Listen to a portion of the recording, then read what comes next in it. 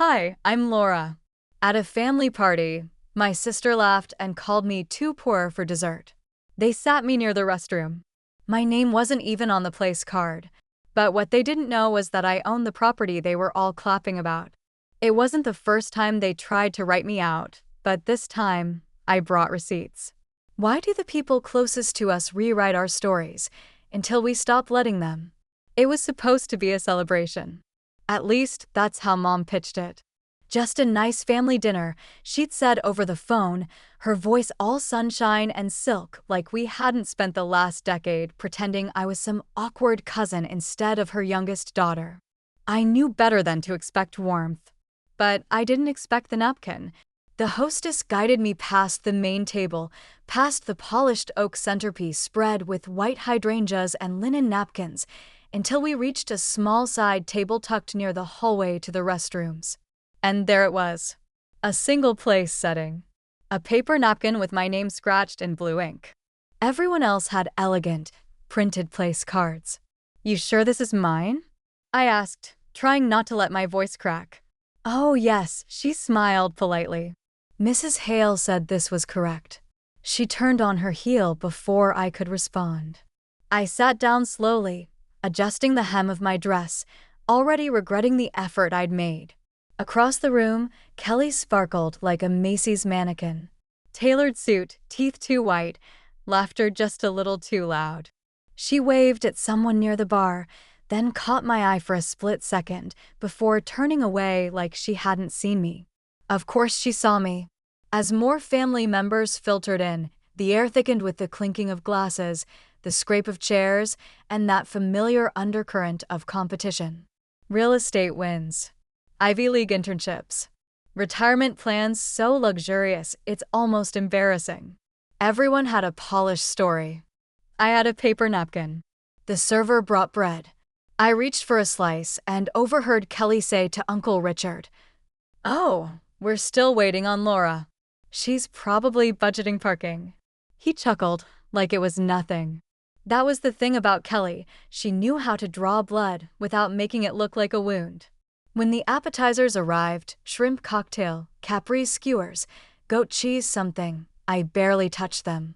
I focused on breathing, staying upright, keeping the quiet in. "Have you been working lately?" my cousin Mara asked. I nodded. "What do you do again?" she added, her fork paused midair, like the answer wasn't worth finishing a bite for.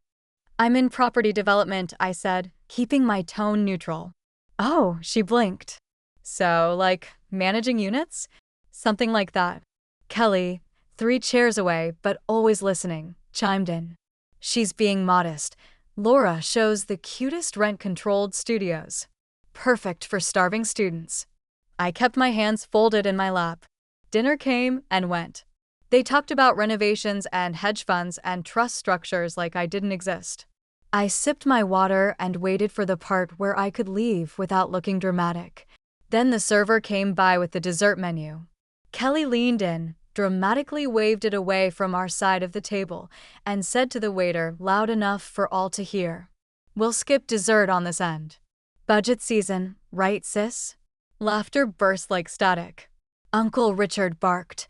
Aunt Susan gave that tight little shake of her head. Even Mom smiled, small, embarrassed, but still there. I stared at the untouched tiramisu across the table. I didn't say anything. I didn't have to. I was already full of humiliation. Somehow, I managed to stay seated. The fork in my hand suddenly felt like lead. My eyes burned, but didn't betray me. Not here. Not for them. I took one last sip of water, then placed my napkin, my makeshift name card, beside my empty plate.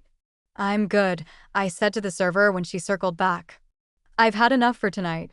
But I wasn't talking about dessert anymore. As they launched into a toast about Kelly's latest donation to some coastal preservation gala, I let my gaze drift, just for a second. Candlelight shimmered off her diamond earrings, catching the angles of a woman who had everything she ever wanted, and nothing she didn't take. I thought about high school. Kelly at the center of her sweet 16. Me in a borrowed dress that didn't quite zip up. I remembered her voice as clearly as if it had been yesterday. She's modest or broke. And the way people laughed then too. Except now I wasn't 15. And I wasn't broke. But they didn't know that. Not yet. I pushed back my chair with a soft scrape.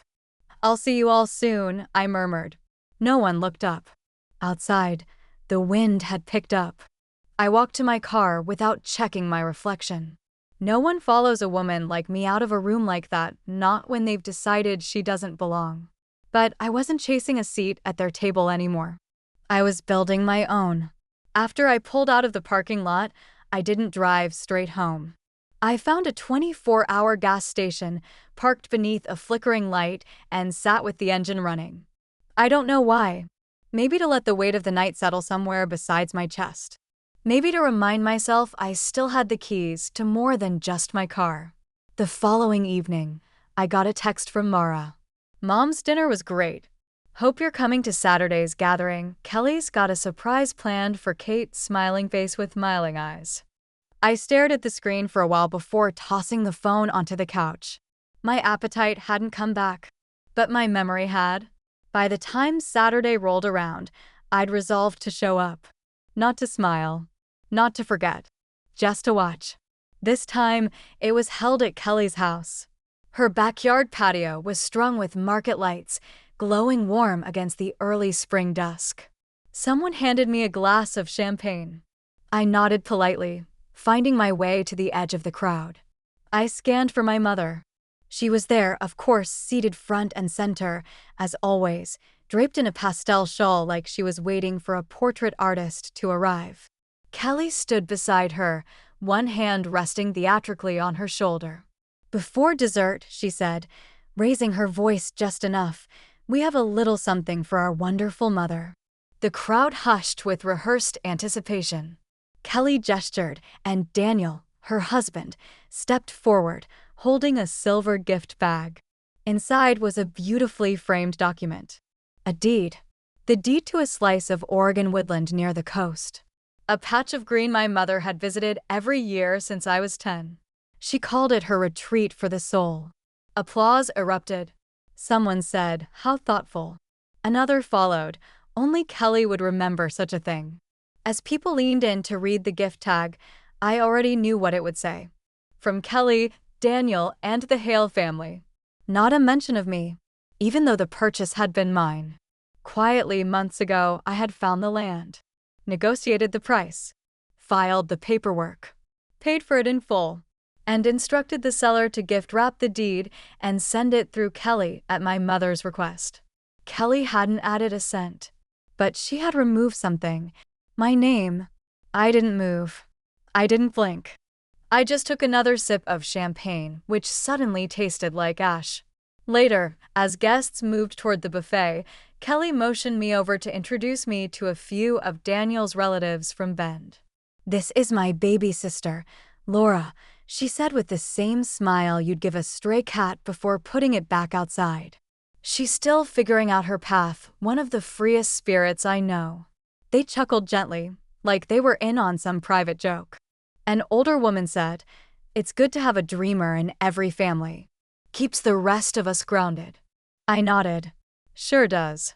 The laughter faded into background noise. No one asked me what I did. No one asked me anything at all. Conversations swirled around. Foundation endowments, a cousin's winery expansion, someone's vacation home in Big Sur. Every time I opened my mouth, someone else spoke louder. It wasn't personal. That was the problem. I was used to it, being spoken over, being described instead of being heard. It didn't hurt like it used to. It burned differently now. Like a match being held too long. I excused myself halfway through dessert and stepped inside the house. I needed a moment. To breathe.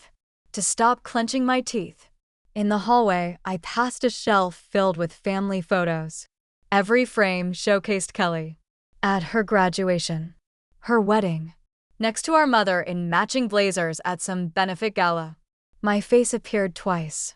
Once as a toddler on a tricycle. Once blurry in the background of a Thanksgiving shot from 10 years ago. A ghost in my own lineage. I didn't cry. I didn't rage. I didn't take the frame and smash it, though I thought about it. Instead, I went home. Back in my apartment, I kicked off my shoes and sat at the dining table. I opened the locked drawer and pulled out the manila folder labeled Pine Hollow, Transfer of Ownership. My signature was crisp. My account number was clear. The final payment receipt, stapled neatly behind the deed, bore the date and wire ID. My initials were in the bottom corner. My name was there when it mattered, I whispered. They just didn't want it seen. I turned on the lamp, adjusted the angle of the chair, and began to highlight dates. I opened my laptop, scanned copies into a backup folder, and labeled each document precisely. This wasn't about revenge. Not yet. It was about keeping the record straight. Because stories, once told often enough, without interruption, become truth. And I wasn't about to let them write mine out again. I didn't call anyone that night. Didn't post a cryptic quote on social media. I simply worked. Quietly. Methodically. Like a woman planting seeds. Let them toast to themselves. Let them erase me from gift tags and table seats. They had no idea what I was preserving. Morning came slow, gray and damp like most mornings in Portland. I stood at my kitchen counter, stirring instant oatmeal, staring through the steam at the blinking cursor on my laptop. Beside it, the folder lay open where I'd left it the night before. Highlighted lines marked pages, a story no one knew, but everyone had benefited from. As the oatmeal thickened, I pulled out an old shoebox from the hall closet, still taped from 3 moves ago. It held old photos, scribbled notes from college, and a few folded pieces of paper I hadn't touched in years. At the bottom was what I was looking for. A copy of the graduation speech I'd written when I was 21. I had been selected as the student speaker, something only 2 people in our department remembered each year. My professors were thrilled. I was proud, but I never gave that speech. The same week, Kelly announced her engagement. My mother called me the night before the ceremony. You're going to talk about your life, your goals, all those things you've worked for, and I'm proud of you, baby. But this weekend is about your sister. She's waited so long for this moment. Don't take the light off her. I hadn't even fought it. I told the dean I was sick. Sat in the audience in a dull blue dress while someone else read their mediocre essay about campus nostalgia. My mother applauded loudly. And Kelly? She kissed her fiancé and said, "See?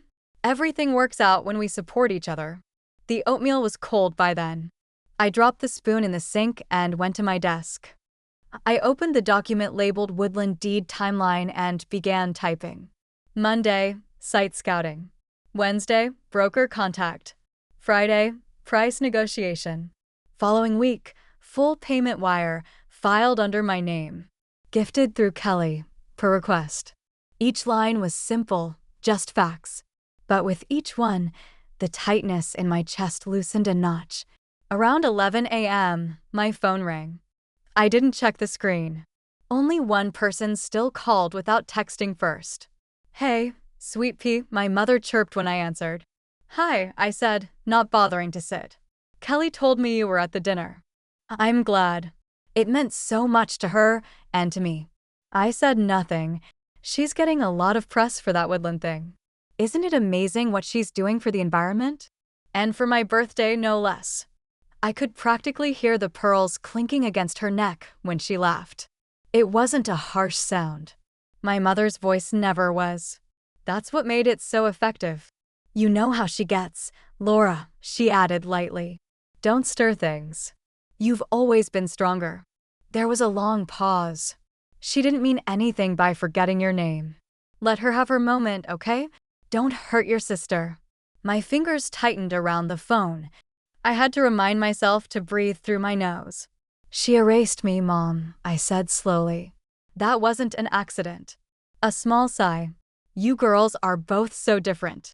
And you've always had such strong feelings. But this is her path, her light. There's no need to make it about you." She didn't say it cruelly. That was the worst part. After we hung up, I sat by the window, letting the light fall in patches across the floor. I remembered other conversations just like that one, quiet dismissals, gentle redirects. The unspoken rule: don't speak louder than Kelly's presence. I stood and went to the bathroom, faced the mirror. My reflection looked back with no expression, but my eyes were alive, sharp. Tired, but awake in a way they hadn't been in years. I picked up my notebook and began a new page. Charity Gala, 2018. My presentation pitch: rejected. Kelly used the phrase word for word in her speech 3 weeks later. Grant for Small Businesses, 2019. My draft: emailed to mom. Kelly announced her plan at family brunch the following Sunday. I didn't need to yell. I needed to write. In the quiet, I heard my own voice for the first time. Not trembling, not seeking approval, just mine. That night, I found myself thinking about the last time I had tried to assert something, anything. It had been 5 years ago at a charity dinner. I had offered to speak for a minute about our local food pantry. Kelly had been there too, in a red satin dress, talking to a board member about her new boutique opening. The host handed me the mic. I barely got 3 sentences out before Kelly waved over the same board member and started talking about a donation. I paused, waited. She didn't stop. And under the table, my mother's hand squeezed mine. Not for comfort, but as a signal. Stop. This isn't your moment. So I stopped. I handed the mic back, smiled like a good daughter should. But I never spoke again at any family gathering. Until now. This time, I wasn't going to whisper politely while being erased. I was going to write it down and make them read it. 2 days later, I showed up at the gallery. I hadn't RSVP'd. I didn't need to. Years ago, I helped secure the funding for the very building the event was being held in. Quietly, without a speech or plaque. The architect knew. This city knew. But my name never made it to the donor wall. I parked 2 blocks away, walked slowly under a gray Portland dusk, and stepped into the space like I belonged there. Because I did. I didn't wear anything flashy, just a dark, well-fitted blazer, flats, and a sense of stillness I hadn't felt in years. Inside, everything looked curated: reclaimed wood floors, track lighting angled just right, art that whispered authenticity with a 5-digit price tag. And in the center of it all, Kelly. Laughing, glowing, floating between clusters of donors and local influencers like she owned the air they breathed. I was sipping from a glass of water near the back wall, watching a guest examine a series of abstract pieces, when I heard a low voice beside me. "Yuri Laura, right?" I turned. The man was in his 70s, wearing a sharp navy suit. Eyes like someone who'd signed more checks than contracts. His name tag read Alvin Graves. I thought so, he nodded. "You're the one who actually backed the Alder project, that little infill development on Glisson." I blinked. "Excuse me?" He chuckled, not unkindly. "Kelly always talks like it was her baby, but I pulled public records. It's your signature on every equity document. Quiet money, but real money." He clinked his glass gently against mine. "Smart play, by the way. That corner is going to triple in value by 2026. Then he moved on before I could respond. I stood still. All I could hear was the hum of distant laughter, and my pulse in my ears. Someone had seen it. Seen me. Without me having to scream, or prove, or beg. That moment alone would have been enough. But the universe, or something crueler, wasn't done. Near the bar, I was reaching for a napkin when a woman in a satin blouse and high-heeled boots turned toward me. "So what do you even do, Laura?" she asked, casual, as if we were comparing appetizers. "I mean, you always seem adjacent to things. Like, around, but not really in it." I looked at her. She wasn't being vicious. Just honest. Or maybe parroting what she'd been told. I smiled, not because it was funny, but because it was familiar. And then Kelly appeared at her side, draped in soft beige and gold. Not once did her eyes meet mine. She looked right through me and said to the woman, "Oh, Laura's a free spirit. She does all kinds of behind-the-scenes stuff." She's great at supporting. I held the napkin a beat longer than necessary. Right, the woman nodded, sipping her drink. That makes sense. No one asked another question. Later, after people began heading to valet or calling Ubers, I walked out the side door and circled around the building. I didn't want to be seen leaving beside Kelly. I wasn't part of her act. By the time I got home, I was out of breath, but not from walking. I turned on my desk lamp, pulled out my laptop, and logged into the private server where I stored everything, Westwind assets. A system I built from scratch, without anyone's help or knowledge. I ran my own audits, tracked my own property trails. And just like Alvin had said, Kelly's charities were nothing more than branded facades. Legally, the LLCs belonged to her. But the capital came from my accounts. Silent investments. Strategic partnerships. Where she was the face and I was the risk. I printed 5 pages and laid them out on the dining table like puzzle pieces. Ashcroft Commons. Harborview Green. Alder Project. Each had one common note. Initial funding by L.T. Morgan. My name. My money. She'd taken the credit and left me the liability. I didn't cry. I didn't throw anything. I just filed every document into a binder labeled, if needed. Let them keep talking. They didn't know the storm was already named. I was just waiting for the wind to shift. I turned off the lamp and walked into the kitchen for a glass of water. From the window, I could still see the glow of the city, the gallery a faint blur in the distance. I'd been erased in plain sight, but strangers were now whispering the truth my own family had buried for years.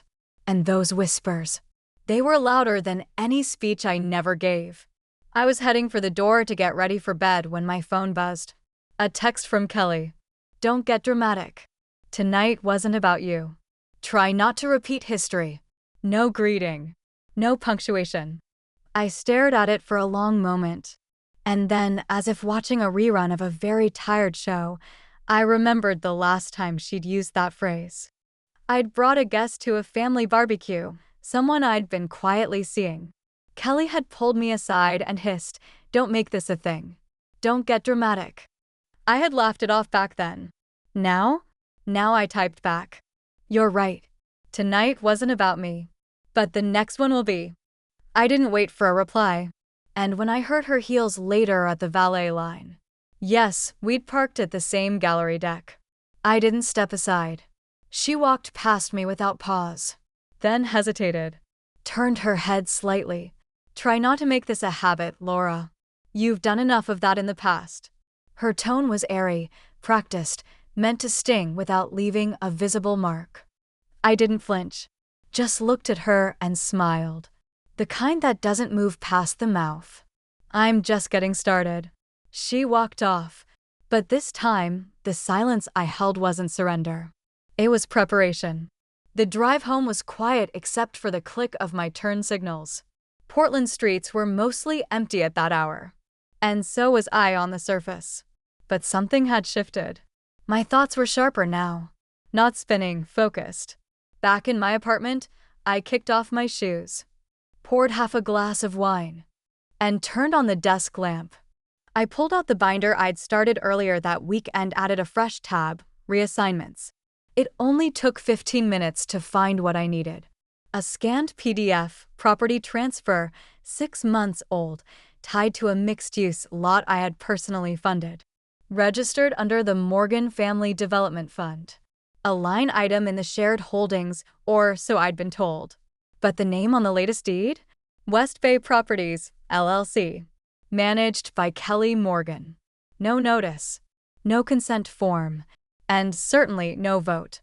I double-checked the original agreement from 3 years back. My name was listed as co-founding trustee. Kate's signature was there too, albeit shakier than I remembered. I zoomed in, comparing strokes. The new document showed a nearly identical signature, but the formation date was off by a week. And the notary seal looked digitally pasted. There it was. Either my mother had signed something without understanding it, or Kelly had helped herself to something that didn't belong to her. Again. I leaned back in my chair, closed the laptop, and stared at the ceiling. The numbers didn't lie. They never did. They didn't care about feelings or family brunches or not making a scene. They just told the truth. I folded the 2 documents and slid them into a plain manila envelope. Not to mail, just to hold. Sometimes, evidence needs to breathe a little before it speaks. 2 days later, I showed up to brunch at Kate's house. Not because I wanted to, because I needed to. The garden looked the same. Perfectly trimmed roses. A stone pathway curved like an apology no one ever says aloud. Kelly was already there, in pastels and pearls, pouring mimosas like she ran the place. I walked over to her while she was alone near the peonies. "Got a minute?" I asked. She turned, that polite, civil smile already forming. "Of course." I handed her the envelope. She didn't open it. "That's the original ownership doc from the Fremont lot," I said, voice steady. "And the reassignment paperwork you filed 6 months ago." Still no reaction. Still no reaction. "I just want to be clear," I continued. "Either you forged Mom's signature, or she signed something she didn't understand. I'm not accusing. I'm pointing out that one of those things happened." Kelly blinked. Slowly. "Are we really doing this here?" "No. You did this. I'm just choosing not to let it rot in silence." She looked away. For a second too long. Then back. "You always think people are trying to hurt you." I didn't rise to it. "If this isn't reversed by next Friday, I won't be quiet next time. I'll bring the file where it belongs." "Where's that?" she asked, suddenly more clipped. "The county office," I said. "Or the press. Depends who answers first." I didn't wait for her to respond. I turned and walked back to the table, smiled at Aunt Doreen, and passed the fruit platter like nothing had happened. That evening, back home again, I went deeper. Old tax documents. Archived emails. The family trust files I hadn't touched in years. And there it was. A trust fund formed under my name. My social. Morgan Emergency Holding Account. Established 12 years ago. Supposedly for mutual family support. The only deposits? Mine. The only withdrawals? Kelly. For startup development. Travel. Consulting. Health. Investment. Cute labels for what were essentially lifestyle upgrades. I wasn't just being excluded. I'd been financing the exclusion. I closed every account tied to the trust. The next morning, I sent one email. Just one. No lengthy intro, just a subject line. Correction or disclosure. The attachment was a spreadsheet. Clean. Simple. Color-coded. One tab. Line 14, column D. Projected legal exposure. Misappropriation of family-held funds. Kelly didn't reply. Kate didn't either. But I didn't need them to. I wasn't trying to win their approval anymore. I was issuing a warning. One they'd understand in their language. Documents. Risk. Public image. This wasn't about getting back what I'd lost. It was about ending the illusion that they could keep taking without consequence. If they still thought I wouldn't go public, they misunderstood the version of me that walked out of their garden. By midweek, I'd gone 3 days without a response. No calls.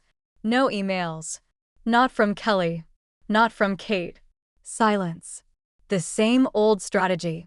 They'd use it like a shield and hope I got tired of shouting into the void.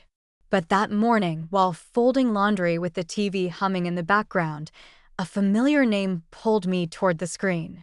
Up next, the anchor smiled. How one Portland entrepreneur is reviving neglected neighborhoods and community spirits with pastries and purpose. I stopped mid-fold. And there she was. Kelly, standing in a bright apron beside a community center kitchen counter, handing out neat rows of baked goods to smiling kids. My strawberry tarragon scones lined the trays, cut precisely in the same shape I always used. A design I had tested, perfected, and shared in only one place. My home kitchen. The segment zoomed in as she placed the last scone into a paper box. Kelly Hale, founder and project lead, the voiceover announced.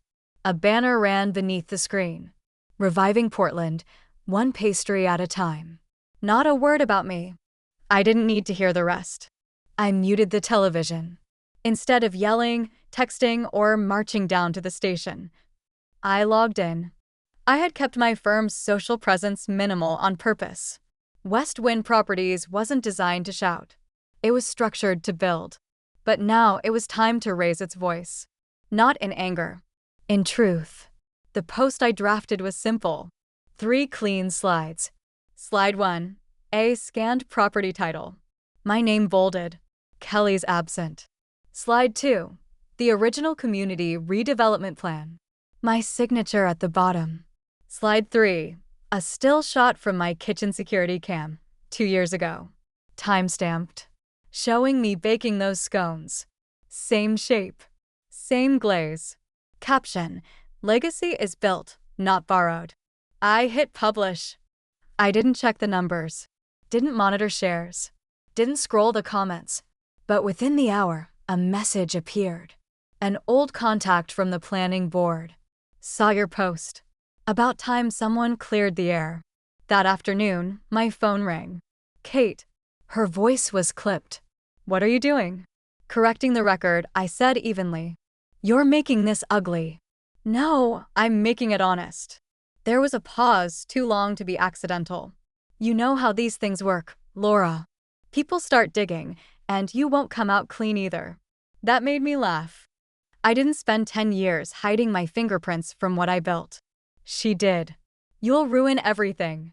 Everything I didn't build? Let it burn. I ended the call. Later that evening, I drove to a strip mall on the east side. Most people would pass it without a second glance. A laundromat, a tax office, a nail salon. But tucked in the corner was a tiny storefront. Its windows still taped from when I first leased it years ago for a pop-up event. It had been the first place I tested my pastries for community distribution. I'd let it go dormant. Until now. I reopened it, for one day only, a charity bake sale. Everything priced at whatever people could afford. Proceeds to go directly to a tenant protection fund. One Kelly had once bragged about spearheading. There were no fancy banners. No PR agents. No mimosas. Just folding tables, handwritten signs, and the smell of real vanilla and brown butter. The first hour was quiet. Then a few faces trickled in. Then more. Near closing, a little girl stood at the counter, holding a scone with both hands. These taste like the ones on TV, she said. I smiled. They are, I told her. You just never saw who baked them. A soft round of claps rose behind her. A few customers nodded. One man slipped a 20 into the donation jar without taking change. It wasn't a crowd, but it was a beginning. As I locked up, my phone buzzed again. 2 notifications. A repost of my original slides by a local nonprofit, tagging both my firm and Kelly's handle. A message from one of Kelly's key donors. Would love to meet the actual developer behind Ashcroft. Let's talk. They had pretended I didn't exist. But now their donors were asking who really did the work. By the following afternoon, the message from Kelly's donor still sat unread in my inbox. Flagged, but unopened. I didn't need to rush. Timing, I'd learned, was everything. That evening, as Portland's skies shifted from gold to pewter, another envelope arrived. Hand-delivered. No return address. Just my name, written in script on heavy cream cardstock. The kind she liked to use when she wanted to appear more polished than she actually was. Inside, an invitation to the Ashcroft renewal ribbon-cutting ceremony. Officially, I wasn't listed as part of the program. Unofficially, they'd already lost control of the guest list. The event was set up in front of one of the newly painted community centers. The same one Kelly had walked through on TV. The sidewalk had been swept. Flowers freshly planted. Rows of chairs faced a small stage with a podium and a banner. Building Portland together. I arrived 10 minutes before it began. Dressed in dark gray slacks, a tucked-in blouse, no jewelry. Not because I wanted to blend in, but because I didn't need a spotlight to be seen anymore. Kelly took the stage in a pearl-colored suit, her makeup flawless, her smile tighter than usual. Flashbulbs popped. Donors leaned forward. Local council members clapped as she began. "This project is more than redevelopment," she said smoothly. "It's about lifting up areas long overlooked. You can't leave families stuck in places like Alder Street." A few heads turned. A few more chuckled politely. I didn't. Alder Street. Where I lived. Where I invested. Where I had built something when no one else would. Kelly's words weren't random. They were surgical. She wanted the audience to hear low income and think, not me. I didn't flinch. But the woman next to me, a staffer from the city housing department, raised an eyebrow. 2 minutes later, a man in a navy vest from a local nonprofit leaned across the back row and whispered to a reporter. He handed him a single page. The journalist scanned it, then did a double take. The paper showed the primary equity breakdown for Ashcraft Renewal. Line 1, West Pine Holdings, 76%. Line 2, LLC owner, L. Hale. No mention of Kelly anywhere in the legal filings. The reporter leaned toward his cameraman. The cameraman adjusted his angle. Kelly continued, unaware. "We were inspired to create a model that not only renovates, but preserves community identity. Because home isn't just a place. It's people." As she wrapped up, the applause sounded slightly offbeat. The claps weren't synchronized. Something had shifted. "Kelly," the reporter called from stage left. "Can you clarify the role of West Pine Holdings in this project?" Her jaw moved, but only her bottom lip twitched.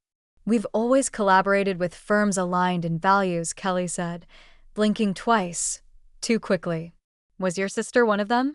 Kelly's head tilted, just barely. Her voice came out warm, practiced. "She's always been supportive, in her own way." I didn't walk toward the stage. I walked toward the man from the nonprofit. We shook hands. "Would you be willing to answer a few questions?" he asked quietly. I nodded. "Let's step out of the noise." We sat at a folding table under a canopy just outside the perimeter of the main crowd. A small community blog had sent a contributor, young, serious, wearing a press badge printed at home. I didn't grandstand. I didn't vent. I walked him through the timeline, the filings, the development phases, the partnerships that never got named. I showed copies of permits. My permits. I let him record me saying, clearly, I didn't need to be the face. I just wanted to protect the foundation. When he asked if I felt betrayed, I said, "I used to think truth would rise on its own. But sometimes you have to put it on paper and hand it to someone." As we wrapped up, the city housing staffer, who'd sat beside me earlier, approached. "Smart play," she said. "What do you mean?" Letting her say it first, she replied, "People don't forget who tried to own something that wasn't theirs." By the time I got home, the article had already been posted. Headline: Meet the quiet developer behind Portland's most talked about renewal project. I didn't share it. I didn't need to. Others did. Dozens of reposts. Comments from people I hadn't heard from in years. "She's the one who helped my aunt stay in her apartment." I knew it. I saw her working with the survey crew last spring. She doesn't brag. She builds. None of them said my name out loud.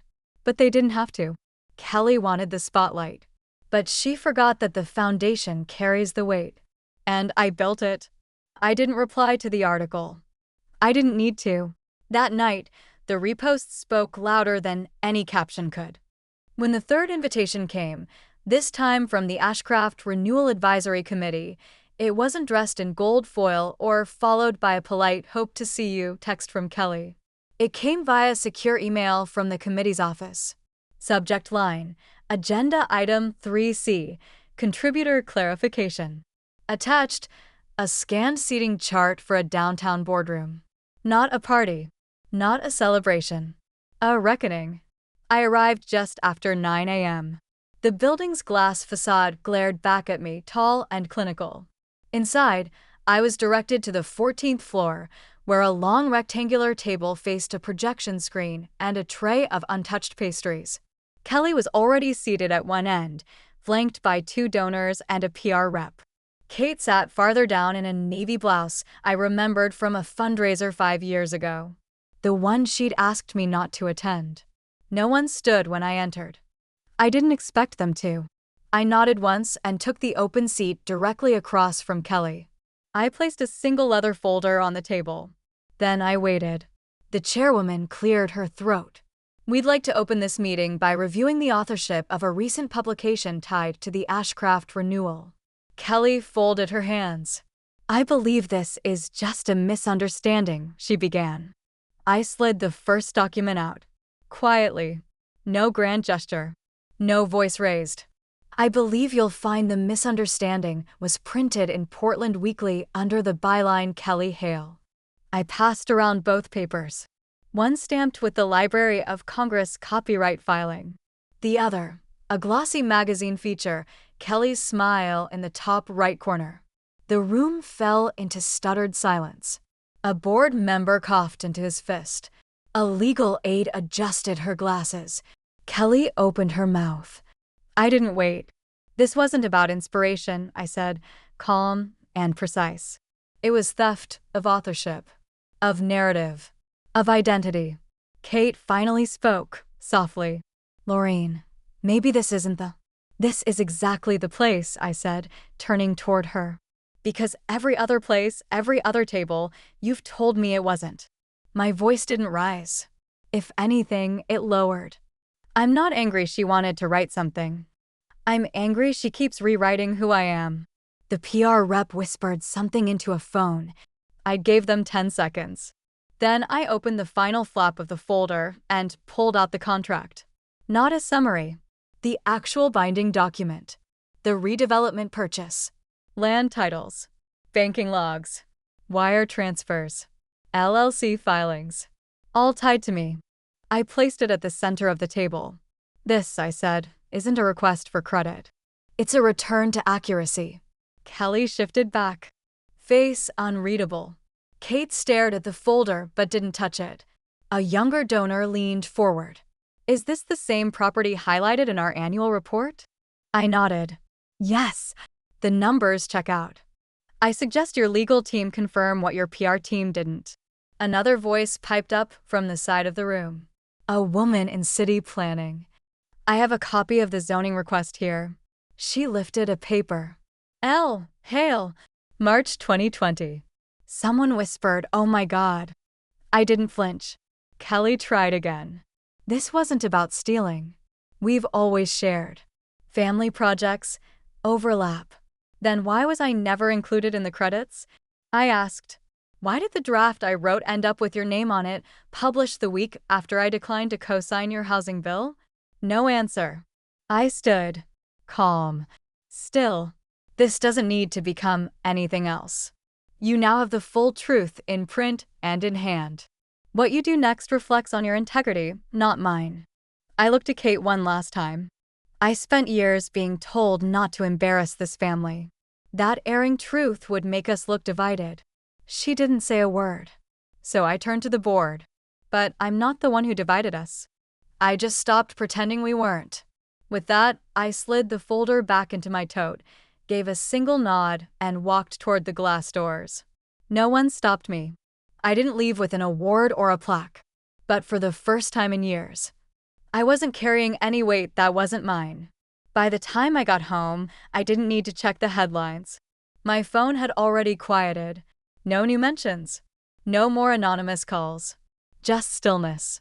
The week that followed unfolded in near silence. Not the kind used to shame. The kind that settles over a room once the shouting's done. Kelly hadn't posted since the meeting.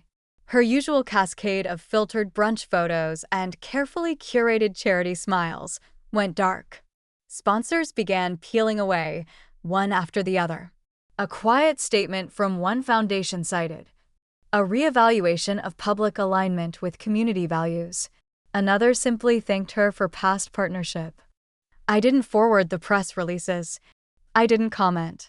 Kate, on the other hand, resigned from the community board she'd chaired for over a decade. No dramatic farewell. No televised announcement. Just a formal notice sent to the local chapter. Someone forwarded it to me with a note. Thought you'd want to see this. I didn't reply. I brewed a fresh pot of coffee and sat down at my desk. The same one where I'd once filed receipts no one had cared to read. But now the inbox pinged with messages that got my name right on the first try. From nonprofits. From organizers. From city planners who had once waved me off. Now, they wanted input. They wanted me. I didn't grin or cry. I just answered. 3 days later, just after sunset, I heard the knock. Soft, hesitant. 2 short raps. I almost didn't open it. But I did. Kate stood on my porch. Hair pulled back. No lipstick. Holding a paper bag. It was the same cloth bakery tote I'd once stitched her initials into. A Christmas market gift nearly 15 years ago. I'd forgotten she even kept it. I didn't plan what to say, she murmured. Then don't, I said, stepping aside. Just come in. We didn't hug. I didn't offer coffee. She didn't ask. We sat on opposite ends of my small couch, watching the porch light flicker over the backyard fence. The paper bag sat unopened between us. The smell of cinnamon and clove leaked from the top. 10 minutes passed. Then 15. When she finally looked at me, it wasn't with tears. Just something closer to recognition. You've always been steadier than I gave you credit for, she said. I nodded. You never had to say it. She nodded back. That was it. No apology. No make-up dinner. But she came. And for someone like Kate, that meant something. A few weeks later, I hosted a gathering. Not at a gallery. Not in a garden. Just in the alley behind the Alder Street complex. There were folding chairs. 2 space heaters. A pot of hot cocoa bubbling on a camp stove. Kids from the building ran around with paper cups of cider. Someone brought tamales wrapped in foil. Someone else, a Bluetooth speaker playing old soul tracks. Low enough that conversation still reigned. It wasn't fancy, but it was full. Midway through the evening, a little girl tugged my sleeve. Is this your house? She asked, eyes wide. I crouched beside her. No, I said, smiling. It's all of ours. I just helped hold the door open. She looked at me for a beat, then ran back toward her friends. No fanfare, just acceptance. Later, I walked up to the top floor of the building. The floor that used to have my name on its lease. Under a shell LLC no one could trace. From that height, I could see the courtyard. The street. The pop-up tables lit by soft yellow bulbs. It was quiet. And full. Back in my office, I opened a blank document. Not a speech. Not a press kit. A blueprint. A new community fund. This time for women like Miss Daniels in Unit 2B, who worked double shifts after her husband got sick. For moms like Kira, who needed child care vouchers to finish night school. For the girl who asked if I owned the building, but didn't need to know the answer. I typed the name of the initiative. Then, for the first time, I typed my own name at the bottom. Laureen Hale. Not bolded. Not underlined. Just present. For once, that was enough. I didn't build it for revenge. I built it so no one would have to fight for a seat ever again. Sometimes, the loudest victories don't come with applause. They come in the form of silence. Finally free of pretending. Of shrinking. Of asking permission to exist in spaces we already earned. If there's one thing I've learned through this journey, it's that legacy isn't about recognition. It's about resilience. It's about choosing to tell your story before someone else writes you out of it. So, if you've ever been underestimated, overlooked, told to keep the peace while others took credit for your work, know this. Your quiet strength holds more power than their noise ever will. And you don't need permission to own your truth. Now I'd love to hear from you. Have you ever had to reclaim your own story? Or support someone who did? Let's start a conversation in the comments. Type 1 if this story resonated with you. Or just tell me where you're watching from. And hey, if this story didn't speak to you, I'd still love to know why. Your thoughts matter. If you're still here with me, thank you. And if you want more stories like this, real, raw, and deeply human, make sure to subscribe to this channel so you don't miss what's next. We're just getting started.